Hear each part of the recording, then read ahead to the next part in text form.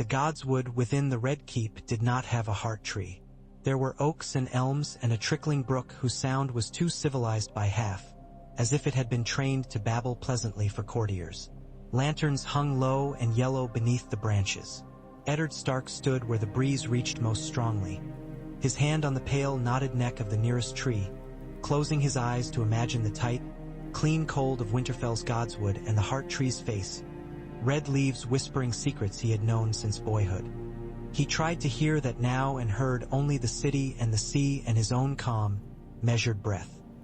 He had written 2 letters and sealed one with his own direwolf, the other with the stag and crown of his friend. The first would go to Dragonstone, to Stannis, who was the rightful heir though few seemed eager to embrace him. The second he had not meant to write at all. He had set the quill down half a dozen times, called himself a fool 3, but still the words had come in a simple hand. A father asking for the hand of a daughter, a warden of the north yearning to set bold root in the south, so that the wind between them might be less cold. Honor, he wrote at the last, binds us, and honor must be bound to power if honor is to keep faith with the living. Renly Baratheon found him there, as Eddard knew he would, the lamplight catching the play of amusement in his clean-shaven face. He had the look of Robert without the weight of him, handsome as a prince in an old tale, his green cloak clasped with a flower of chased gold.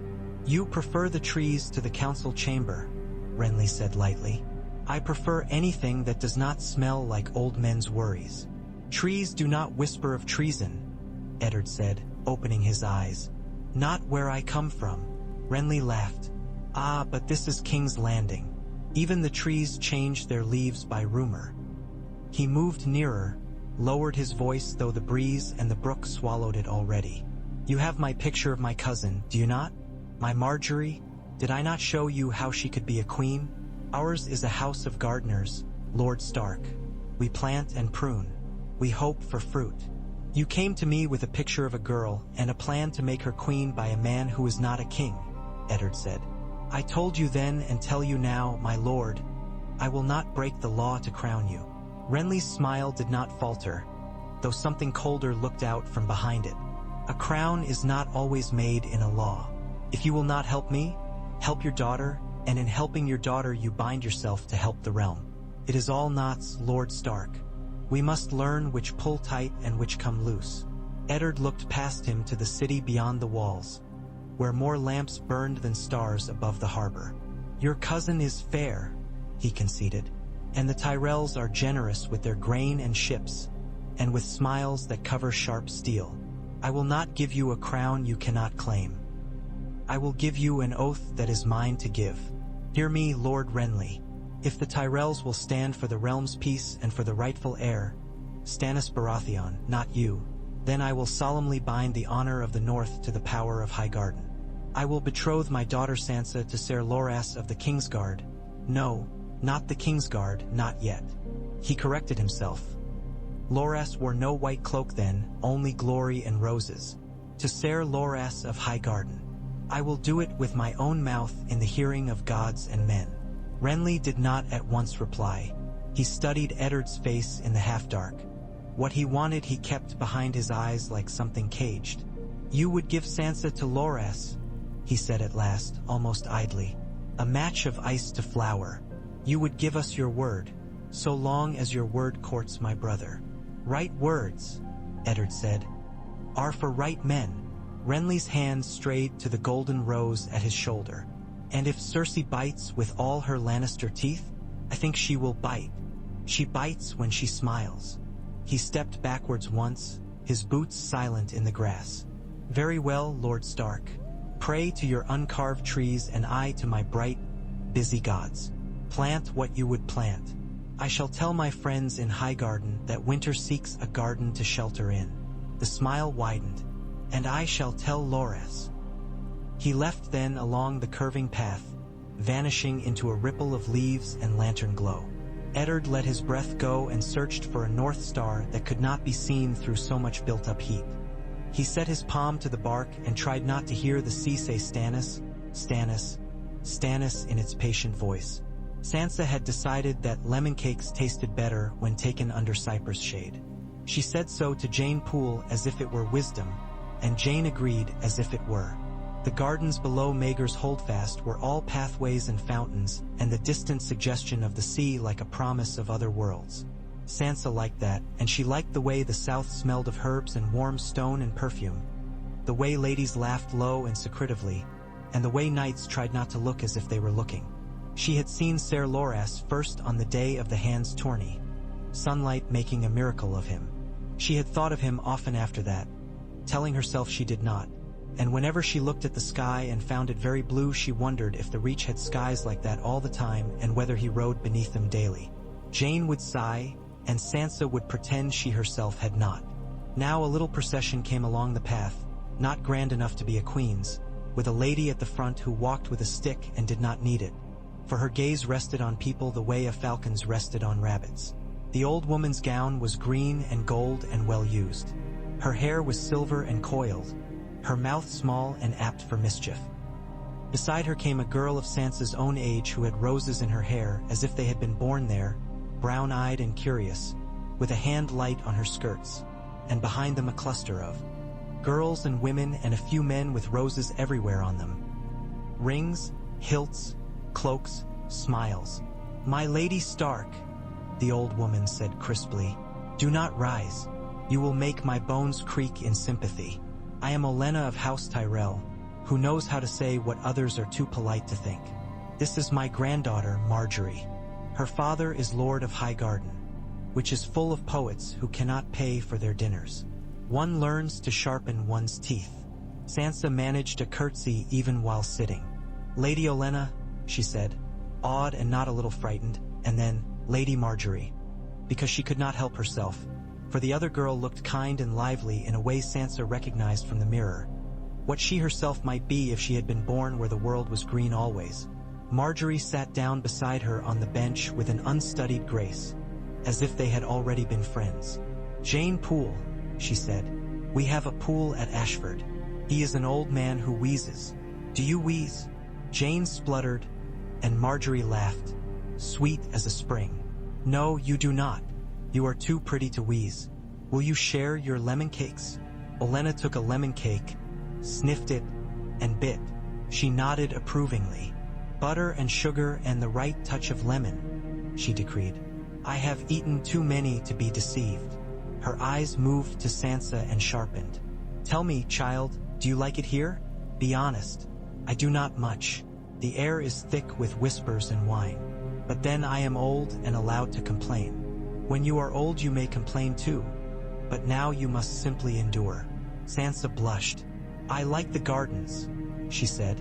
And then, because something in that keen gaze asked for truth, she added, "And I miss the snow." "Snow is clean," Olenna said. "Too clean. It shows every print. The south covers more, child. We spread petals over dirt and call it a mask." She waved the cake as if it were a scepter. "Your father is a man of honor, which makes him rare and therefore valuable.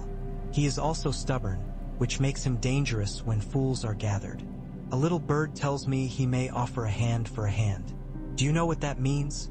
Sansa did not, but Marjorie's fingers tightened around hers without alarming her. "Grandmother," Marjorie said gently. Olenna ignored her.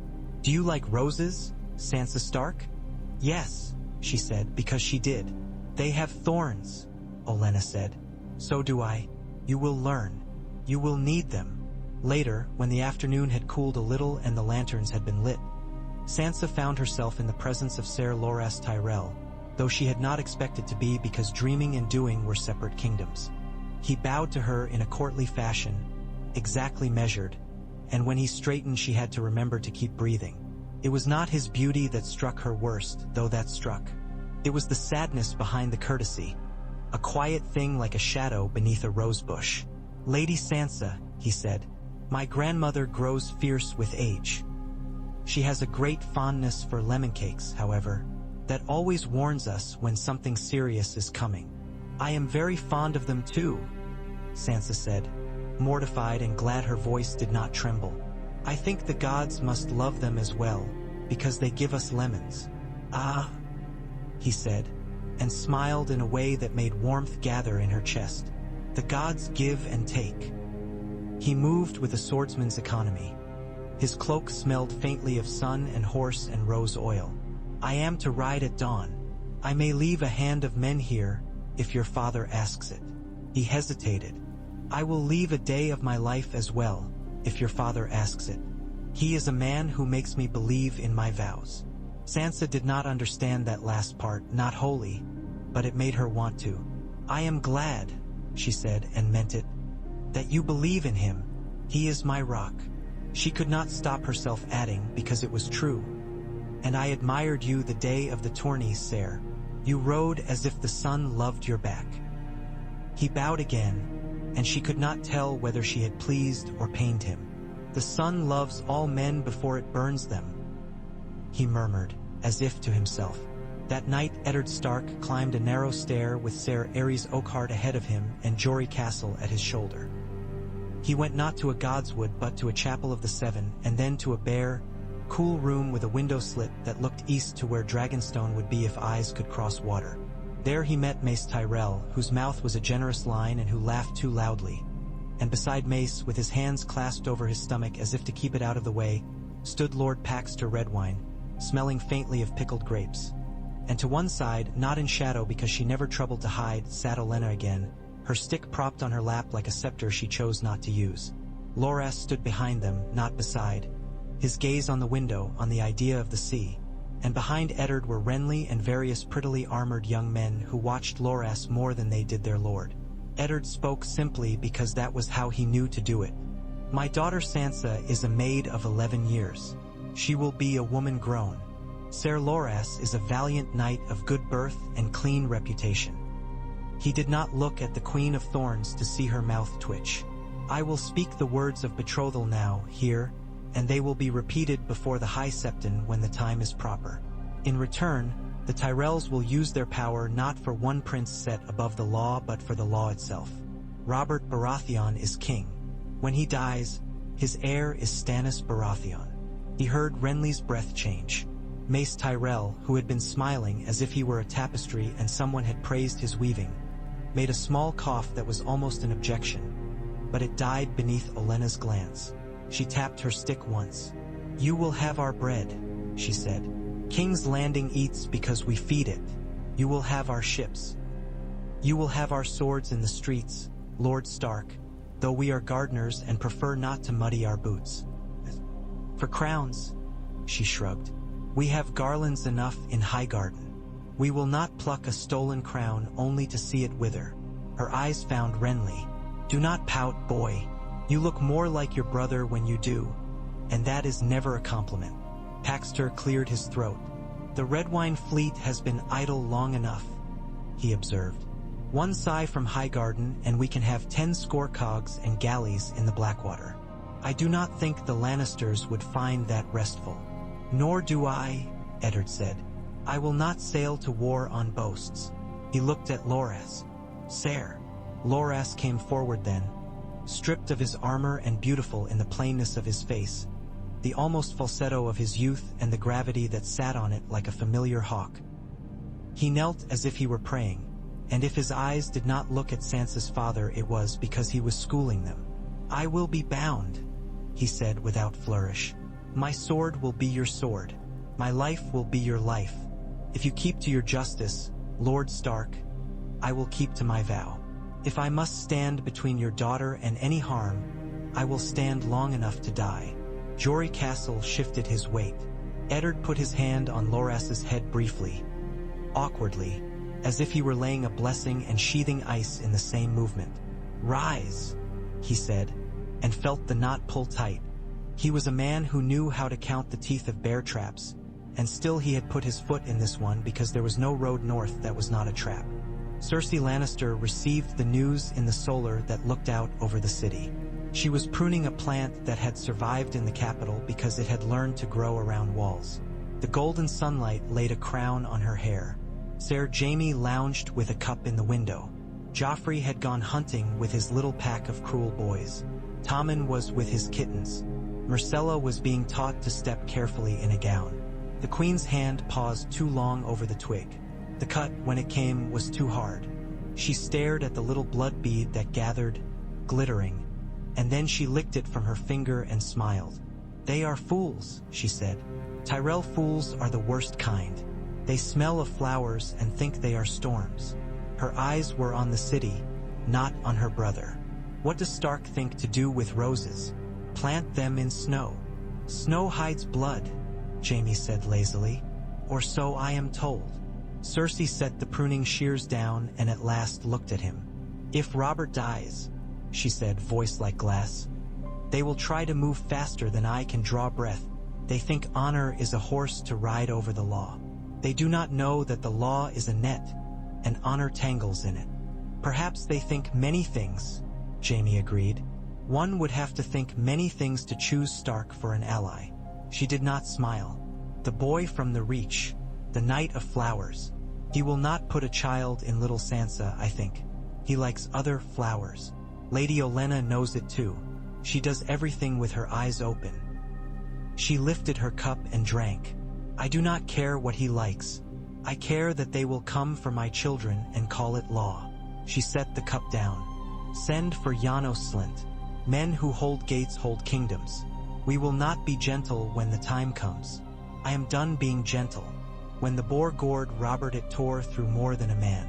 It broke the illusion that the realm was a table set with endless meat and girls and laughter. Eddard went to the king's bedside and watched him die, and a ranger's stoicism carried him through. Robert's big hand sought his and caught it clumsily. You were always a stone, he said, breath wheezing past the blood in his chest. I swung my hammer on you and you never broke. He tried to laugh and became a noise. Do right by the realm. Write it. I will sign. Not here. His glance, in the brief moment it was clear, slid to the queen and then away and then to Renly's green cloak and then away and finally settled on no one. Make it better, Ned, he said in a voice that went back to boyhood. I am tired of... The words trailed. He made a small noise that might have been a laugh or a sob. Tell Cersei. Ah, fuck Cersei. Eddard took the quill and wrote what the law required, barring the name that would condemn children to death. The ink gleamed wetly. The seal went on. He folded the thing like a shroud and thought of the knots of power tightening. Renly came to him as dusk came, urgent. Ready. It is now, he said. We must move now. I can put swords in the throne room tonight. Loras will stand with me. I have the city watch's coin and Janos's greed. If we cut out the queen at once, we can name a softer king. He did not say his own name. He did not need to. No, Eddard said. You are not a fool, Renly said. But you are close enough to foolhardy that sometimes I cannot tell the difference. Stannis is not here. You cannot hold a city by the law with a piece of parchment. You hold it with men who think you will win. That is why I bound myself, Eddard said. That is why I put my child's life in the hand of a boy who rides better than he lies. The Tyrell ships are even now lifting anchor. The Tyrell storehouse is opening. The city will eat. Men will think of their bellies. The Reach will fill them. We will not take a crown in the dark, Renly. You will not, Renly said, with a cheerful malice that was fully alive for the first time. I am going to Storm's End. Those who love me will come there. Those who love your law may marry it and sleep cold. He left before Eddard could say that he loved the law because it was warmer than men. Jory came in quietly with guard assignments and lists. Varys slid in from the side like an eel.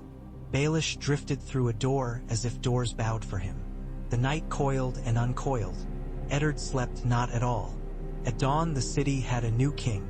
Eddard went to the throne room with Loras at his side, and Randall Tarly behind Loras with a face like a stone gate that had never opened for raiders. The Tyrell men of arms wore green and gold on their tabards, which looked raw in that hall of red and black. Janos Slynt eyed the newcomers and measured how much the purse in his pocket weighed against the threat before him. Cersei came in a gown the color of crushed rubies, flanked by her son and the Hound and 2 Kingsguard. Ser Barristan's face was as grave as a promise. Ser Meryn's mouth was a slit. Joffrey climbed the steps 2 at a time and tried to sit a chair that cut men as it pleased. The hall was very quiet. Eddard looked at the boy as if he were seeing him for the first time. The nose was wrong. The mouth was wrong. Too wrong. He heard again the hiss of the sea. "Stannis, Stannis."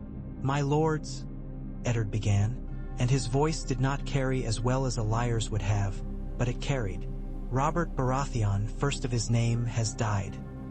He named me protector of the realm until his heir should come of age. He held the parchment like a shield. He has an heir. It is not this boy." Cersei smiled with her eyes. "Treason," she purred. "You speak it in a high voice, Lord Stark, as if a louder crime were less a crime." "It is law," Eddard said. "And who will hold your law?" she asked softly now, almost pitying. "This inkhorn? That Northman with a dull sword? A gardener's boy with flowers in his hair?" Randall Tarley's jaw worked once. Loras stepped forward, unafraid to let the roses be seen. "I will," he said. And the quiet was not so quiet then, because his name was a bright thing in a room that had not seen many bright things of late. Janos Slynt looked from the Tyrells to the Lannisters and back, and the calculus of coins and fear might have gone one way but for a small thing, a nothing, a breath. Off to the right a door opened and Marjorie Tyrell stepped in with a basket on her arm and a line of kitchen girls behind her, and they began to pass out loaves of fresh bread to the small folk pressed in the galleries. One of the guards laughed and reached for a thick crust and then checked himself and then grinned and took it. The smell of bread reached the dais like an argument. The city would eat. The city would remember who fed it. Cersei saw it too late. She took a step at Eddard, and the hound's hand went to his sword and Loras's to his, and Barristan's remained at rest. It was all a very narrow line. Varys coughed lightly, as if to remind them that lungs existed, that air still happened. Eddard said, "Ser Barristan, will you choose the law?" Barristan bowed his stiff old head. The last courtesy he owed a dead king. "The law is the law, your grace," he told Cersei, which was the same as telling her she was not.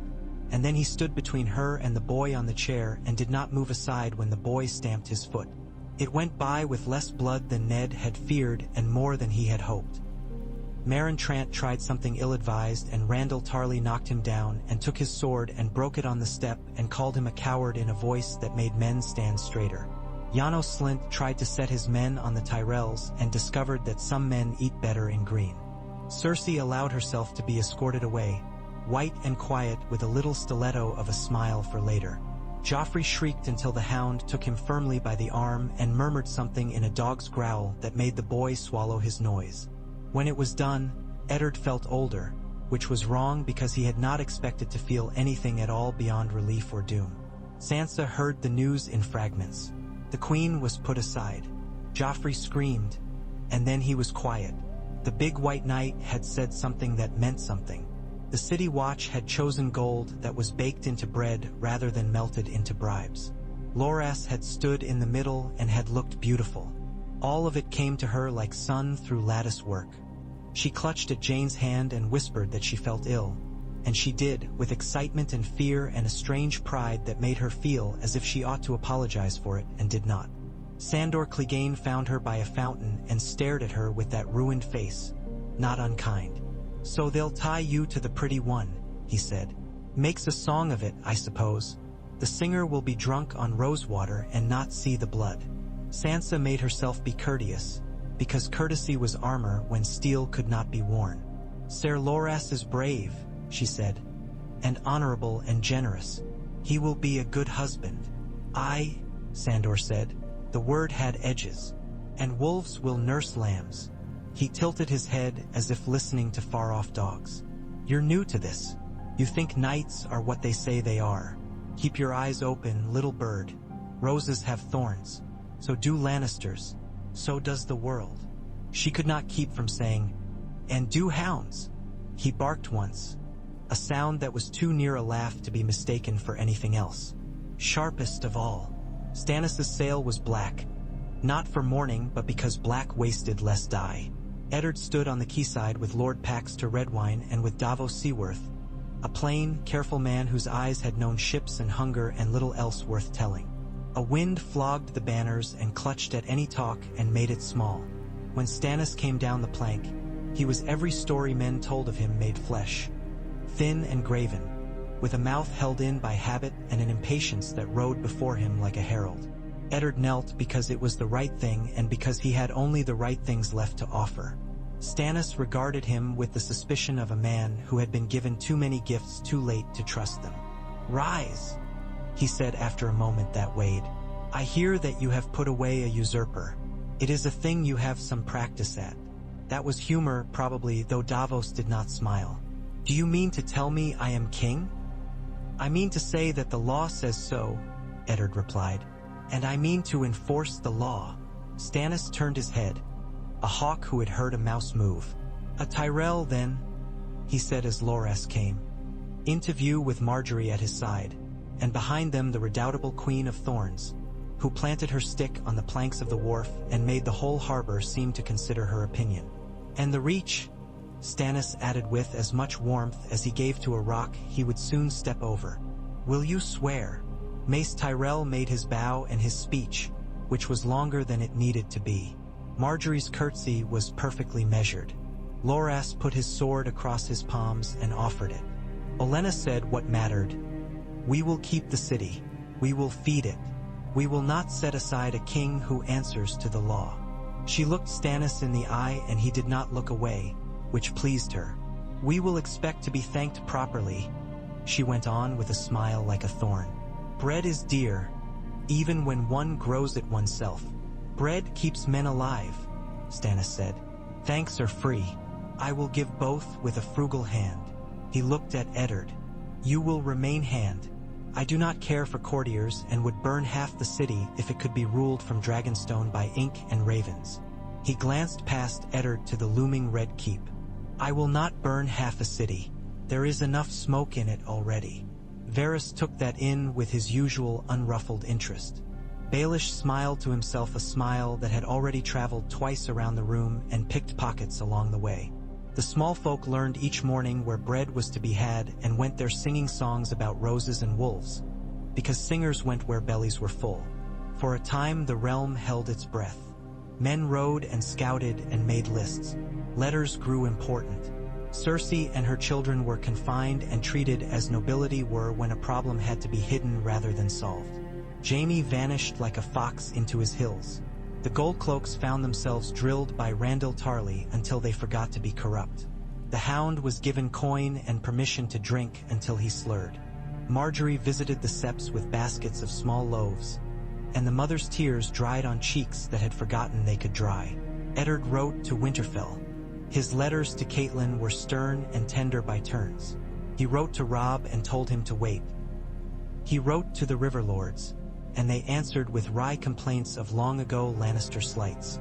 It was difficult to keep war in its cage when men had practiced for it all their lives.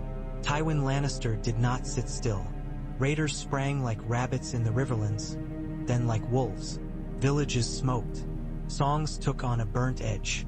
Catelyn Stark came to King's Landing under a borrowed hood to show him her face and her laugh and her fear. They met in a side court where an orange tree dared to grow. Tyrion Lannister, she told him, did not push Bran. She did not explain how she knew. She did not know how she knew. "We are not made to do this work, Ned," she added with sudden fierceness, surprising him with her ability to speak his weariness. "We are not, but here we are. So we do it and then go home," he agreed quietly. "I will not have you and our children be pawns any longer." Sansa kept counsel with herself and with Marjorie, who taught her how to braid silks with grasses so that the scent of fields followed you through stone. She began to see that courtesy could be sharpened until it cut. She watched the way Olenna could praise a man and bleed him. She watched Loras step around hints the way a dancer stepped around swords. He had no wish to be unkind and learned instead to be sad, which left fewer marks. One night beneath green lanterns where moths flared and died, Renly Baratheon returned to the city for a parley that was a tryst with hope. Loras went to meet him with the ease of one who knew all the faces his own could make.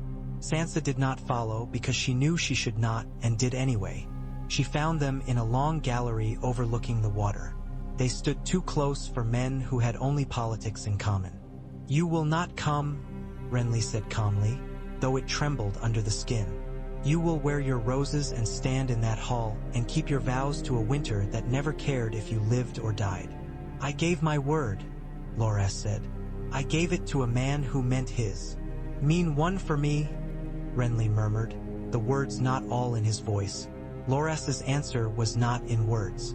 It was there in the set of his shoulders. It was there in the way he did not touch Renly, because that would have loosed everything. Sansa watched and felt something inside her open like a door into a place where other people lived. They were not her songs, and yet they were something as fierce. She did not sob as a child might. She did not run. She left the two men to their careful wreckage and went to where the sept's candles burned. When Loras found her the next day, he held out a white rose as if it were a flag of truce. She took it. It was soft and fresh and unthorned, some trick of gardeners. "I know a secret," she told him plainly, each word chosen as if stepping on stones across dark water. "I will keep it. I will keep yours if you will keep mine. I want—" She paused, surprised by her own courage. "I want you to be my friend." He stood as if a knife had been pulled out. For a heartbeat he was a boy. "I can promise that," he said in a tone she had not heard from him before. "I can try to be good at it." War came all the same. It came with Tywin Lannister and iron, bees of scouts and flies of arrows, and men who knew how to set a field afire without burning their fingers. It came with Jaime leading a sharp spear of knights and cutting too quick to be stopped until he ran into men like Brynden Tully, who had waited a lifetime to be useful again. It came with ravens that could not stop bearing bad tidings, and one that brought a letter from Roose Bolton written like ice about northern levies, to which Eddard wrote a reply careful as a trap. Robb marched south not to be king but to be a son, and Eddard felt the ache and the pride and the fear all at once and folded them in on themselves like a soldier folding a flag. The battle that mattered did not happen on the Blackwater but on the fields west of it, where Tywin tried the city's patience by starving it and found that bread and roses were hard to starve. Randyll Tarly took the gold cloaks out in neat ranks that looked like a farmer's furrows and came back with most of them because he treated them as farmers. He knew how to measure the ground, and he knew men liked to know where their feet were going to be. Loras led a charge that broke one of the Lannister forays like a clay jug smashed on a stone floor. Garland Tyrell, less sung of and more dangerous, edged their cavalry like a blade and cut at wrists instead of hands. Eddard could not be everywhere, but he found himself where the worst was on a day that was all glare and dust.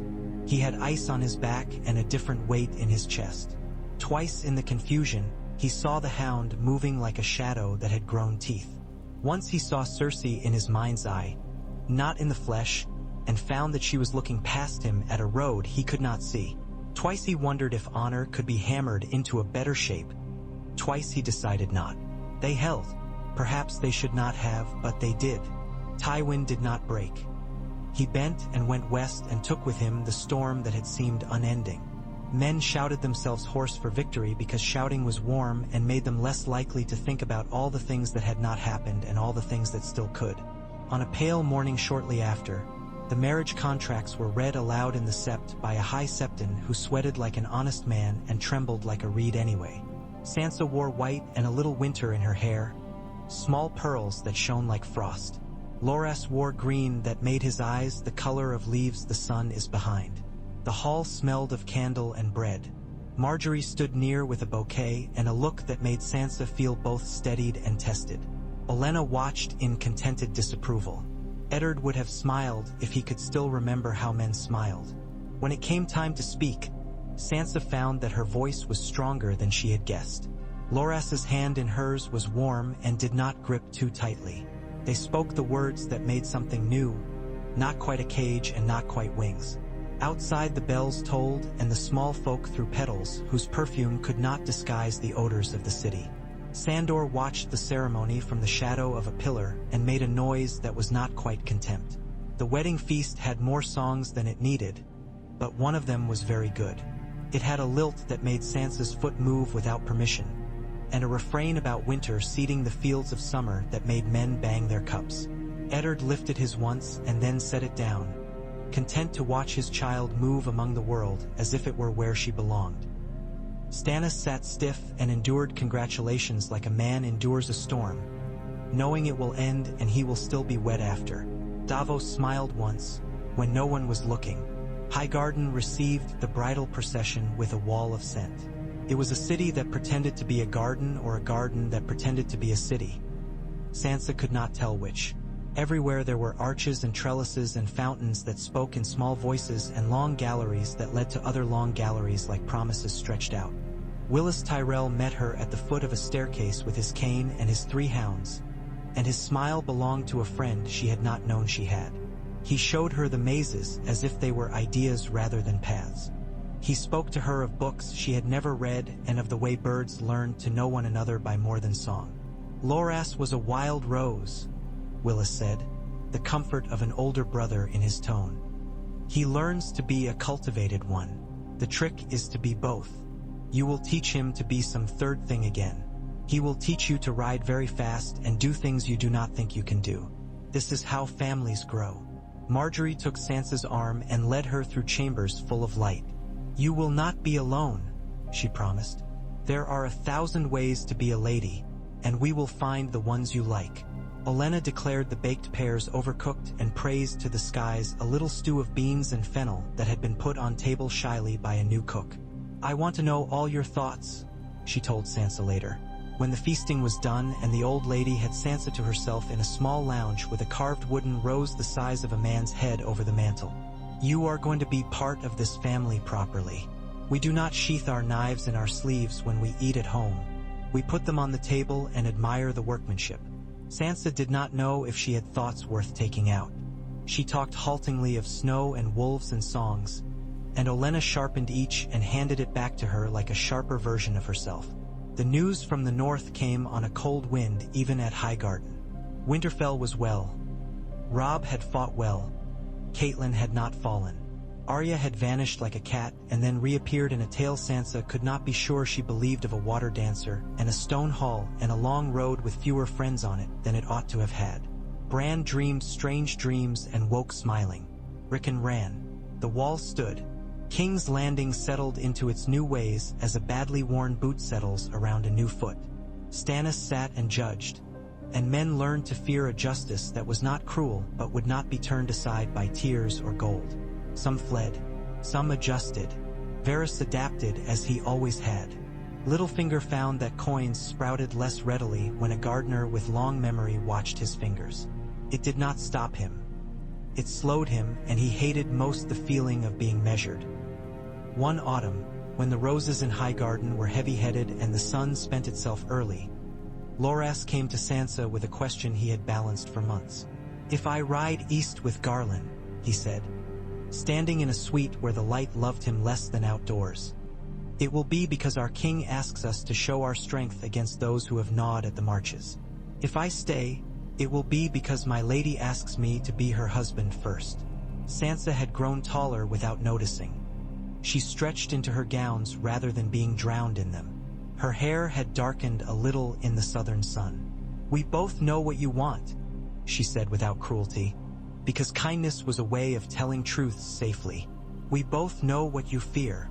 She took his hand because that had become their habit. I will have you come back. That is what I ask. He set his forehead to hers and they breathed the same breath, and she felt the shape of what their life had become and would become further. Not what songs sang of, which was all bright and heat, but something steadier, a flame cupped by hands. He rode east and he came back, and though there were scars, it was the kind that only lovers or surgeons could find. Messages came from King's Landing where fire had scorched but not devoured. Cersei stood trial and learned that pride ignites easier than dry straw. Joffrey sulked until he learned stillness because Stannis needed him to learn it to keep the realm from tearing itself in two over a child's tantrum. Myrcella learned to think of herself as something separate from her mother and grew very beautiful in a way that made men nervous. Tommen remained good, which was the greatest miracle the city had seen in a while. When winter came in truth, it came slowly to the Reach and swiftly to the lands that had remembered how. It came as wind and story and something beneath the ground shifting positions. Word of snows in King's Landing made Sansa smile privately. She imagined that pale, bemused white on those black towers and shivered in her thin silk in a way that felt like both pleasure and fear. She had the seamstresses make a northern mantle for her, trimmed with gray fur, and wore it sometimes along galleries where the air ran cooler.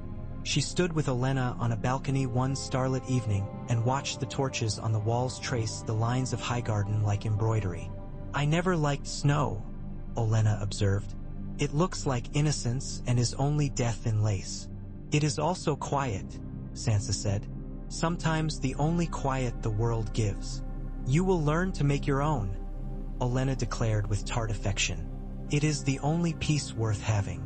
A raven came with a note from Arya that smelled of horse and river and the dirty joy of being alive. Said only, "I am well. I am teaching myself not to speak the names that would make me the wrong sort of girl." Sansa cried when no one was looking and laughed when Marjorie caught her. And she kept that scrap near as if it were an amulet that could ward 1,000 deaths. Eddard wrote less often than he did before because there was less to say that words could hold. When he did, it was to tell Sansa of quiet decisions that saved many men and a few loud ones that kept conspirators from believing themselves clever. He told her very little of the night he had visited Cersei in her room and found her sitting with a goblet and the ghost of her mother. He told her nothing of the morning he executed 2 men who would have set the city alight to see their dreams in the ashes. He sometimes told her that he missed the sound snow made underfoot when it was so cold it squeaked. One winter morning, as short as such mornings are in the north but long in the south, Loras brought Sansa to a part of the gardens where, by some trick of stone and wind and water, a drift had formed.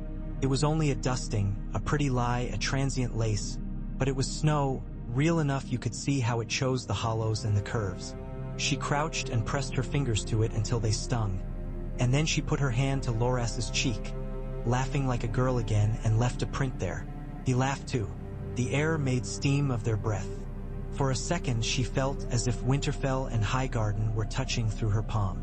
Later, they rode out together with a small guard over fields that had put themselves to bed. Willis waved them off, promising to fatten the kitchen with something new by the time they returned. Marjorie kissed Sansa's cheek and whispered, "Come home," as if that meant something larger than it did. Olenna scolded the horse for trying to nibble at an unripe hedge and then told Sansa, "Remember, dear, the world forgives almost everything if you feed it." They went down the lanes and out past the orchards and over a little stone bridge where trout held themselves in cold water. Loras's cloak made a banner even when he tried to fold it close, and Sansa's mantle caught at a single last rosehip and tugged it free. A wren scolded them as if they were late for something important.